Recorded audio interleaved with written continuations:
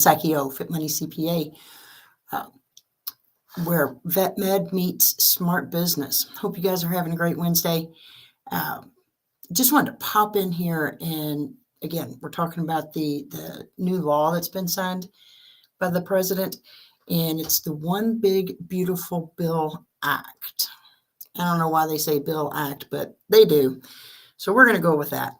And today we are going to talk about how we need to start thinking about utilizing the energy credits. There is an expiration date on these. This OBBBA put an expiration date on the energy credits.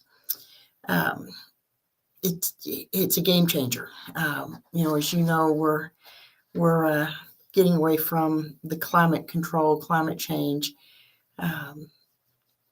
and going in the direction of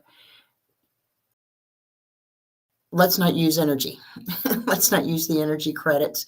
So just want to chat about those and what it is.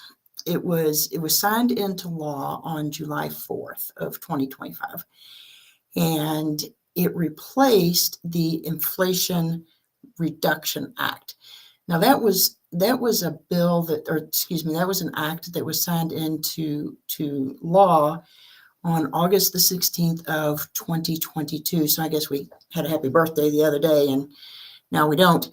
But what it did was put in a lot of the energy credits, thinking about the clean energy going forward, again, for the climate change and climate control. But the OBBBA just takes all of that away. So one of the things we want to think about is, what are your biggest power draws? So we have your HVAC system, your lighting, your x-ray machines, maybe a refrigerator for your vaccines. We have your diagnostics machines, and then we have meds. So we're going to look at ones that would fit under the energy credit. So think about your HVAC system. How old is that? Maybe it's time to upgrade it. Maybe it's 20 years old. Maybe you need to get a new one. Let's do it now. Let's do it now in 25 or 26. And then that way we can get the credit. If you wait until 27, you're going to be losing several $1,000s on this energy credit. So I encourage you want to try for energy efficiency. Again, lights, solar panels, HVAC, appliances. So just think about it. Let's get it taken care of now. So vehicles. We all know there was a credit for the clean vehicles, the EV, the electrical vehicles. Well, that's going away. After 26, we don't get a credit for that. Now, if the automobile is built here in the U.S., then that still works. But again, I'm not quite sure how many of our auto manufacturers are building EVs in the U.S. at the moment. So there's some fine print on this. It's Congress. What can we say? There's some fine print on this law that in order to get some of these energy credits, they have to be produced by certain individuals, certain manufacturers, and they can't. I don't.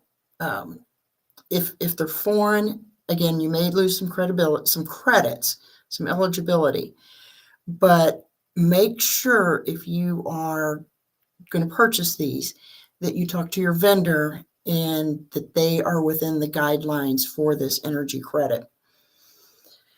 So not all bad news. There's still some credits out there for rural and the underserved areas. There's the opportunity to sell your credits if maybe you don't have a tax liability that would utilize them. So you could certainly sell those, and we can help you with that. We can walk you through it. Happy to do that. So again, bottom line is act fast. And if you guys can't tell that I'm kind of stumbling through this, this is a part of the act that I don't agree with. I can't change it. I'm not going to change it, but it's something I don't agree with. I do think we need to take care of our world and take care of our environment. So again, this one hits me hard. I can't come to terms with it. Can't come to terms with why we aren't thinking about our future as just as a world, as a nation. So that's been my struggle through this, and I'm thank you for listening to me as I did go through it.